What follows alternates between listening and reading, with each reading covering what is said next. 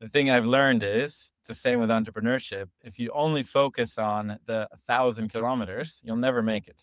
So you have to break it apart, right? You have to say, okay, I'm going to get from 0 to 50, 50 to 100, 150, right? So that's the same, I think, in entrepreneurship is you go from 1 week to the next week, this month to that month.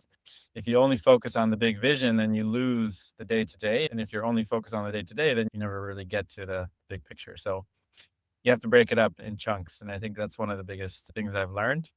And then the other thing is recycling is very lonely, as is starting a company. Whether it's 5 people or 1,000 people, it is quite lonely when you're the founder and the CEO because you feel isolated and you feel that people are looking to you for leadership, but at the same time, you have to accommodate everyone and you want to do the right thing, but then you also have to balance the right thing for the company with the right thing for your employees and your shareholders and investors. So all of this decision-making process can feel quite lonely because there's no one to give you an answer. And ultimately, the answer has to come from you. And I've been lucky that I have basically a co-CEO now. We work together on finding these answers.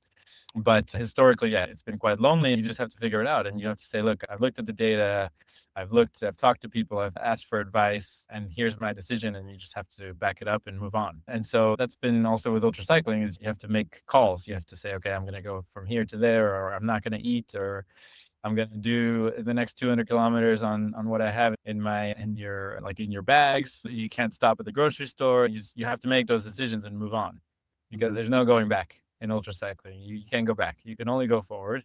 And for me, it's the same in business. You're always moving forward. For whatever success you had or failure you had yesterday, doesn't matter. You have to keep moving forward.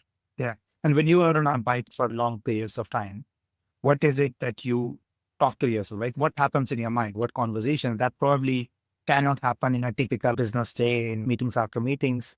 What is it that allows you to speak, think, that then allows you to maybe do something better in the work that you do? One of the things is you learn a lot about yourself because it's just you on the bike, right? And I grew up playing tennis, so I was very junior tennis, and it was my whole life, and it was very serious.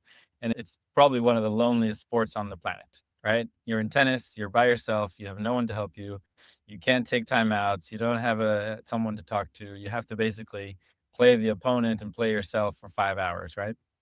And so I've gotten used to this mentality of mental strength of getting yourself out of holes, out of black holes. And the same happens with ultracycling is because as you're going, the same thing with marathoners and long distance runners, there's a point where you're calorie negative.